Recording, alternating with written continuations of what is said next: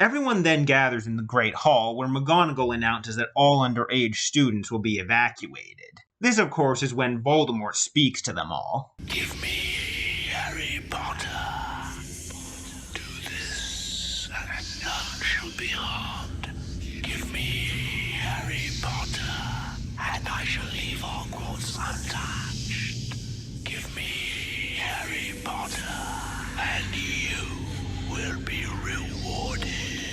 You have 1 hour. Like in the book, that bitch Pansy Parkinson immediately yells at everyone to grab Harry, and all of the non-Slytherin students come to Harry's defense. By the way, I like how Ginny and Cho are standing right beside each other here. Now, here's McGonagall's response in the movie. If you would, I would like you, please, to lead Miss Parkinson and the rest of Slytherin House from the hall. Exactly where is it I'll be leading them to, Mom? The dungeons would do. I have a serious problem with this, as it reinforces the idea that all Slytherins are evil. Even in the book, I don't think Rowling did enough to humanize Slytherin as a whole, but some of them actually do end up helping in the end. It also just seems out of character for McGonagall to imprison all of the Slytherins just because of what Pansy did. In the book, McGonagall simply has Pansy evacuate first, followed by the rest of the Slytherins, and it's just that none of them choose to stay and fight. At least not yet. After Slytherin, Ravenclaw seemed to have the second fewest students stay, followed by Hufflepuff. For Gryffindor, a lot of underage students want to stay, including Colin Creevey, and McGonagall has to make them leave. Sadly, Colin would slip back in later and get himself killed. In the movie, this is where Harry explains things to McGonagall, and she begins to secure the castle. I do like this moment here. Potter. It's good to see you. It's good to see you too, Professor. In the book, after the underage students have evacuated, Kingsley takes charge and announces the plan to everyone. Professors McGonagall, Flitwick, and Sprout will take groups of fighters up to the 3 tallest towers, from which they will have a good view to work spells. Meanwhile, he, Mr. Weasley, and Lupin will take groups into the grounds. Fred and George will organize the defense of the entrances. As they start dividing the students, McGonagall approaches Harry and reminds him that he's supposed to be looking for something. At this, Harry, who had been caught off guard by Ron and Hermione's disappearance, remembers his mission and runs out of the Great Hall to search for the Horcrux. Speaking of Ron and Hermione, in the movie at this point, we actually see them split up with Harry, telling him that they're going to go get some basilisk fangs to destroy the Horcruxes, and he gives them the Marauder's map so they can find him again. Obviously, this is different in the book, where they just disappear without a word. The movie then shows us the adults preparing the defenses, and this is where we see Hermione bring the statues to life. It's a really cool moment, and McGonagall's response afterwards cracks me up. I've always wanted to use that spell. I also really like this exchange between McGonagall and Flitwick. We can't keep out you-know-who indefinitely. That doesn't mean we can't delay him. And his name is Voldemort. Phileas, you might as well use it. He's going to try to kill you either way. This wasn't in the book, but it's great. Speaking of things that weren't in the book, McGonagall gives Neville and Seamus permission to blow up the castle bridge. Let me get this straight, Professor. You're actually giving us permission to do this? That is correct, Longbottom. To blow it up? Boom! Boom! Wicked. But how on earth are we going to do that? Why don't you confer with Mr. Finnegan? As I recall, he has a particular proclivity for pyrotechnics. I like how they actually paid off that running gag they added for Seamus. One other thing to note here is that in the movie, we see Slughorn casting protective spells along with Flitwick and Mrs. Weasley. But in the book, he is left with his students. He will return, though, and even take on Voldemort himself. In the movie, Harry decides to go to the Ravenclaw common room to look for clues, but he's stopped by Luna. Don't you remember what Cho said about Rowena Ravenclaw's diadem? There's not a person alive who's seen it. It's obvious, isn't it? We have to talk to someone who's dead. In the book, Harry actually figures this out on his own. I'm all for more Luna screen time, but it's another case of the movies taking away Harry's agency. So rather than simply having Luna lead him to the Grey Lady, Harry goes looking on his own. One interesting note is that as he's looking, Harry passes the evacuating students and sees Zacharias Smith pushing first years aside to get to the front of the line. Jeez, talk about giving Hufflepuff a bad name. So Harry finds Nearly Headless Nick, who points him in the direction of the Grey Lady. In both versions, she initially refuses to help him find the diadem, and in the book accidentally lets slip that it was her mother's. She then introduces herself as Helena Ravenclaw, Rowena's daughter. In the movie, Harry already seems to know this. Luna probably told him. Helena reveals to Harry that she told Tom Riddle where she hid the diadem, which is how he found it. He's lied to many people. I know what he's done. I know who he is. He defiled it with dark magic. Run! She's a ghost and a bitch! In the book, however, she tells the full story of what happened. Since the diadem was said to bestow great intelligence upon whoever wore it, Helena stole it from her mother in hopes of becoming even smarter than her. Despite this betrayal, when Rowena died, she still wanted to see her daughter one last time, so she sent a man who had long harbored an unrequited love for Helena to bring her back, knowing he wouldn't rest until he found her. He did find her, and when she refused to come back with him, he became violent, and in his temper, he ran her through with his sword. Overcome with remorse, he then used the same sword to kill himself.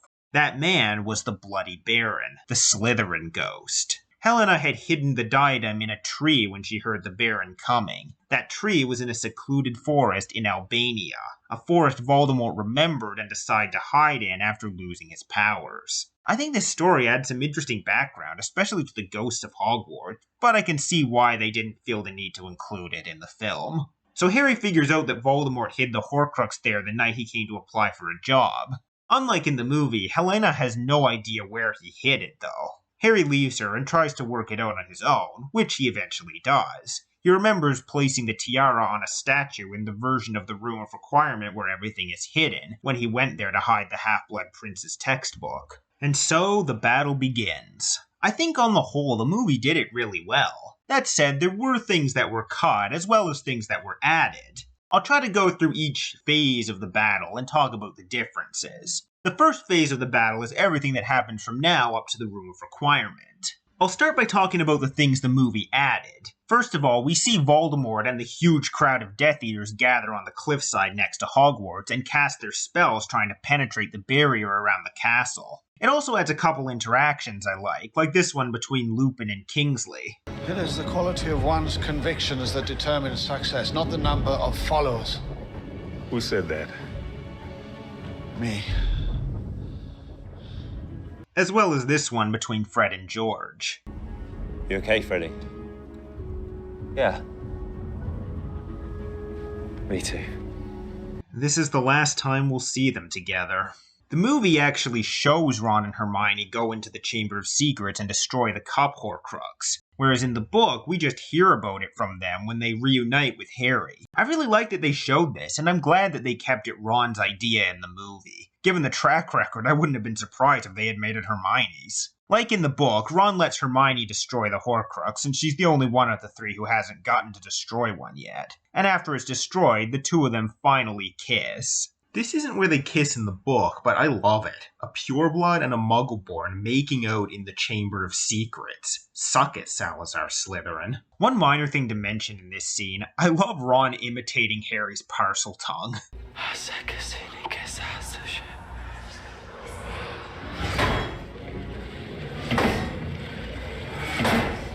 Harry talks in his sleep.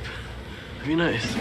After the Horcrux is destroyed, we see that both Harry and Voldemort feel it. Again, this is not a thing that happens in the book. An enraged Voldemort then destroys the protective shield around Hogwarts. What exactly took him so long to do that?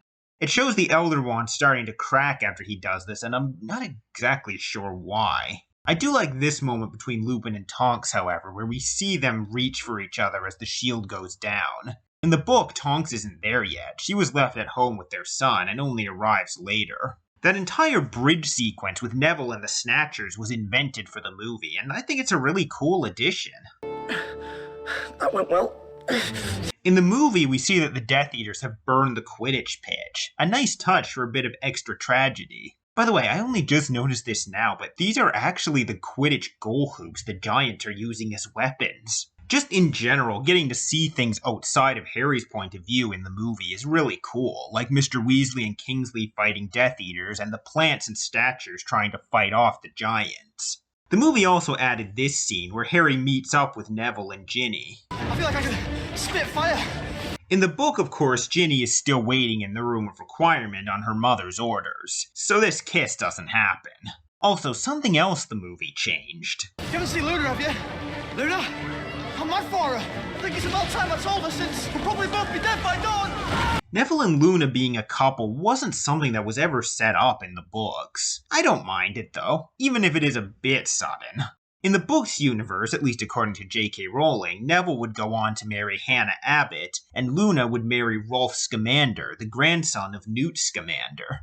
Now let's talk about what the movie cut. First of all, after Harry leaves Helena's ghost and starts looking for the Horcrux, Hagrid comes hurtling through a window along with Fang. Apparently he heard Voldemort's announcement too from where he was hiding and decided to come fight. Grop carried him and Fang down to the castle and threw him through the window, though Hagrid had just told him to set them down. It would have been nice to see a bit more of Hagrid in the movie. The first time we see him is when he's been captured by the Death Eaters, which raises the question, how the hell did they capture Hagrid? Harry and Hagrid run through the corridors together for a bit until an explosion frightens Fang and he runs off and Hagrid chases after him. A couple other things then happen, like Harry sees Professor Sprout, Neville, and several other students preparing to throw mandrakes over the walls of the Death Eaters. Also, the portrait of Sir Cadogan shouts encouragement to Harry. Harry also runs into Aberforth, who's come to join the battle. He heard the announcement from Voldemort too.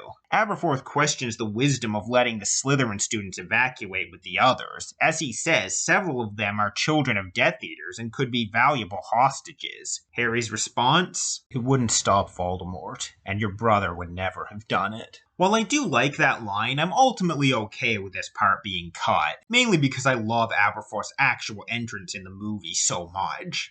In the book, this is actually where Harry meets up with Ron and Hermione again, whereas in the movie they meet up again in the Room of Requirement. They explain everything about where they've been, the Chamber of Secrets, destroying the Horcrux, etc. When they arrive at the Room of Requirement in the book, it's still in the form of the DA hideout because there are still people in there. Ginny obviously was made to stay there, but when the trio go in, they also find Tonks and Neville's grandmother. Neville's grandmother immediately runs off to help her grandson when Harry tells her he's fighting. Tonks was supposed to stay at home with her son, but she couldn't stand not helping, so she left Teddy in the care of her mother and came to join the fight. There's actually a deleted scene in the movie showing her reunite with her husband, which I think should have been kept. You shouldn't have! It's Teddy who needs you.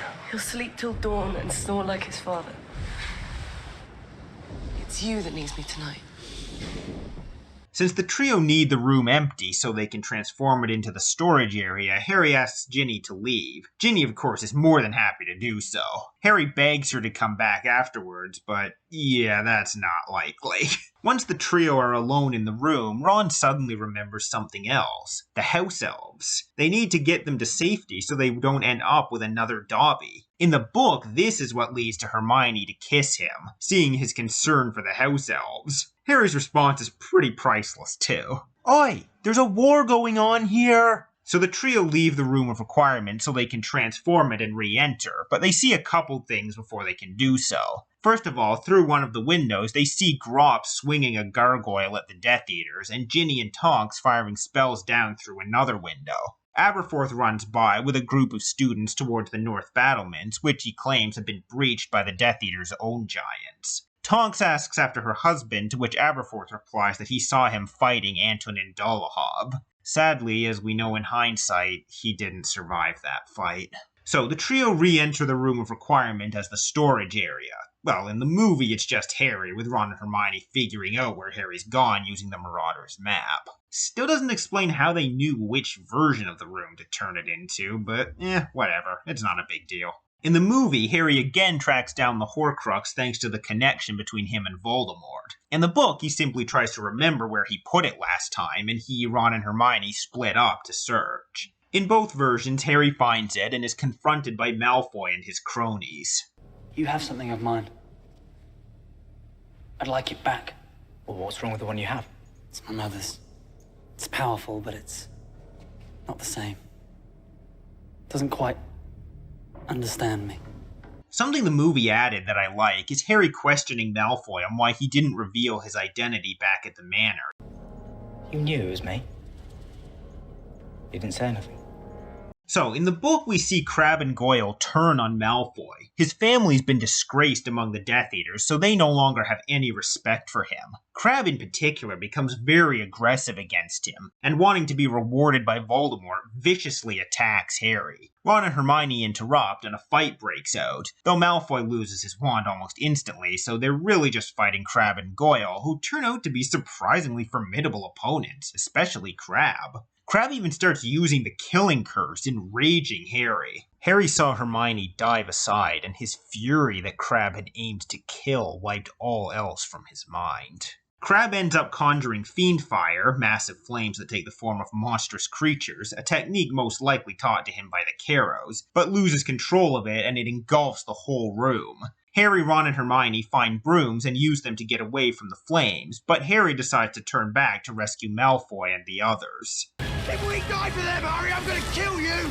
They manage to save Malfoy and Goyle, but Crabbe isn't so lucky and is consumed by his own flames, along with everything else in the room. I do hope Snape copied the notes of everything he wrote in his potions textbook. In the movie, things play out pretty much the same, except for one thing.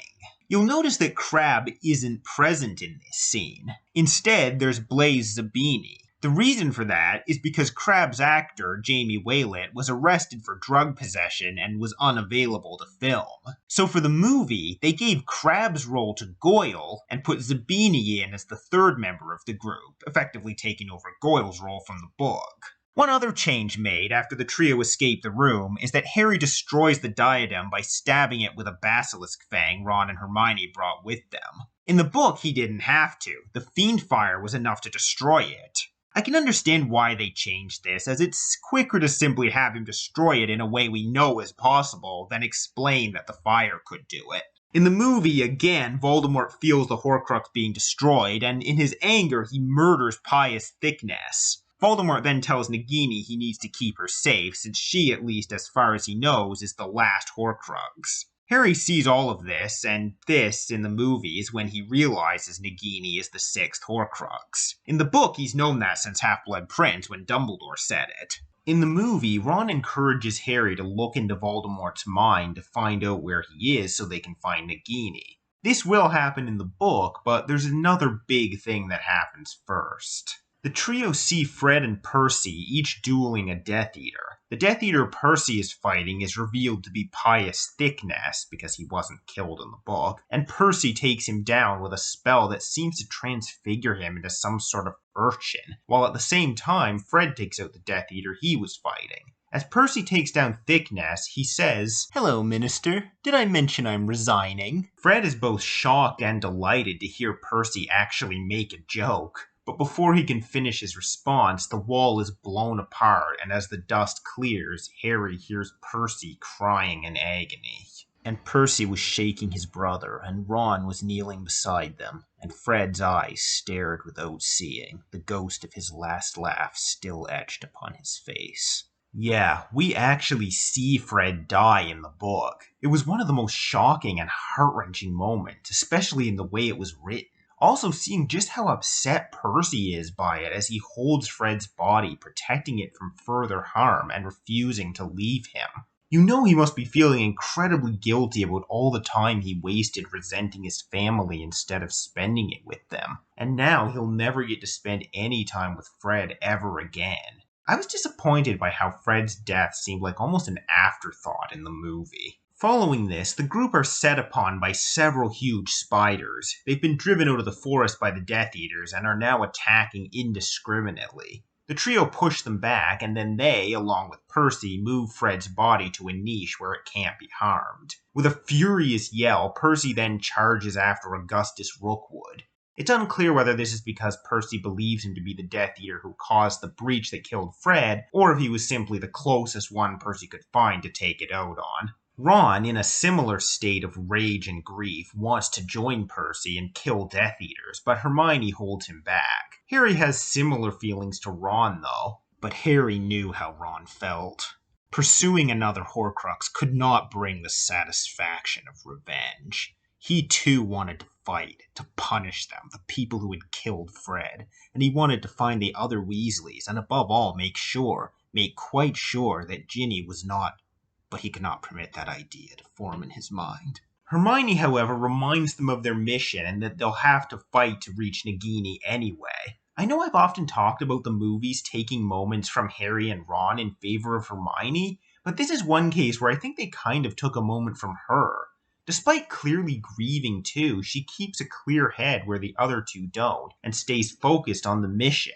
Like I said, this is one of her biggest strengths. On top of that, in the book, it's her who tells Harry to look into Voldemort's mind to find Nagini, and she's been telling Harry off for letting that happen all throughout the book.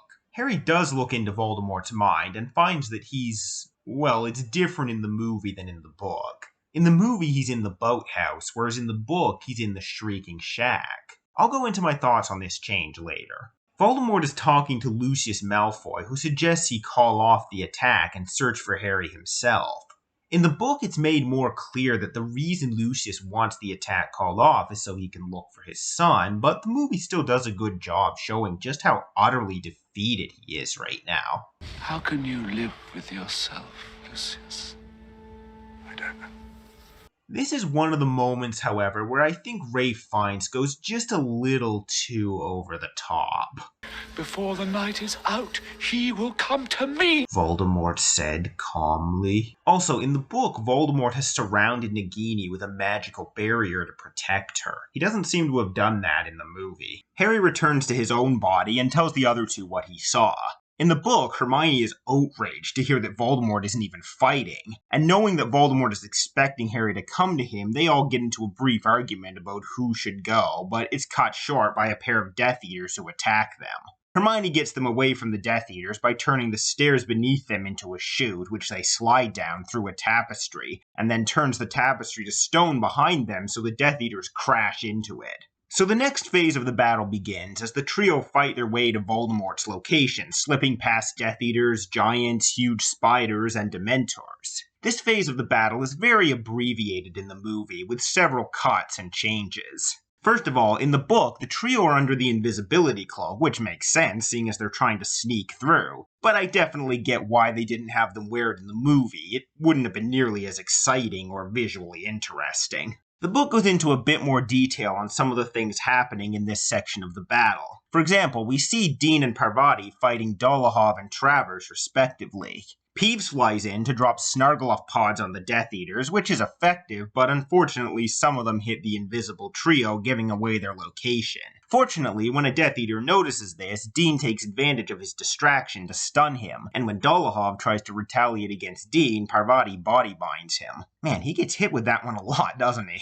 They also see Flitwick fighting Yaxley and Kingsley fighting a masked Death Eater, while Neville uses Venomous Tentacula to ensnare another Death Eater. Through all of this, the portraits on the wall are shouting encouragement to the Hogwarts residents. There's even a moment with McGonagall enchanting a bunch of desks to charge at the Death Eaters. Harry also saves Malfoy a second time. A Death Eater is advancing on him, despite him trying to tell him he's on his side. Harry, still invisible, blasts the Death Eater away, and Ron, again invisible, punches Malfoy, shouting, "And that's the second time we've saved your life tonight, you two-faced bastard!" I love all these moments, but ultimately none of them are necessary, so I can see why they weren't included in the movie. The movie does keep the part where Lavender is attacked by Greyback. However, in the movie, Hermione blasts Greyback off of her too late to save her, whereas in the book, it's not actually stated that she died. In fact, her body is described as feebly stirring.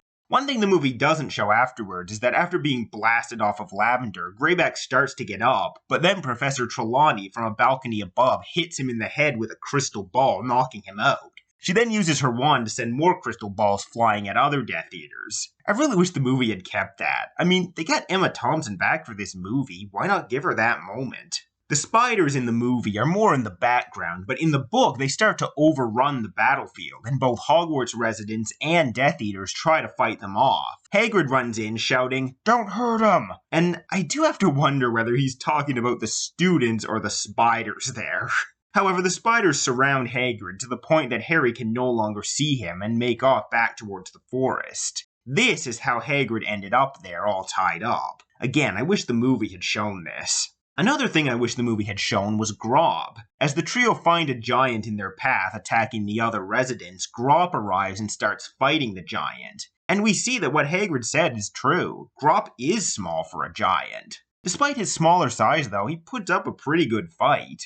In the movies, Grop didn't appear again after Order of the Phoenix, and I think it was kind of a missed opportunity not to give him a moment here. Speaking of missed opportunities, and this is something that didn't happen in the book either, does anyone else think it would have been really cool to see Beauxbaton and Durmstrang join the fight? It would make sense. Fleur could have messaged Madame Maxime, who would undoubtedly want to help both her and Hagrid, and she could have also messaged Krum, who could have contacted his old school. The people of Hogwarts spend a whole year getting to know and befriending the students from those schools, so I think it would have been a nice little cap to that whole thing if both schools came to help out here. Oh well, I can always pretend that happened. I would imagine Durmstrang's entrance being similar to the elves arriving at Helm's Deep. Anyway, so then the trio are accosted by countless Dementors. Unfortunately, they have a hard time concentrating on any happy thoughts at the moment. They just saw Fred die, and on top of that, Hagrid might be dead too. Fortunately, they're saved. In the book, Luna, Seamus, and Ernie arrive with their Patronuses, and the fact that they're still alive and fighting is enough of a happy thought for Harry to conjure his own Patronus, and they drive the Dementors back. While I do like this moment, personally, I like the movie version better. In the movie, this is Aberforth's big entrant, as he conjures a Patronus like an atom bomb, driving the Dementors back almost single-handedly. I just love this, as it proves that for all of Aberforth's cynicism, he hasn't completely given up, like Hermione said. One also has to wonder what kind of happy memory he used to conjure such a powerful Patronus. Probably something related to his sister and a time when he and his brother were still close.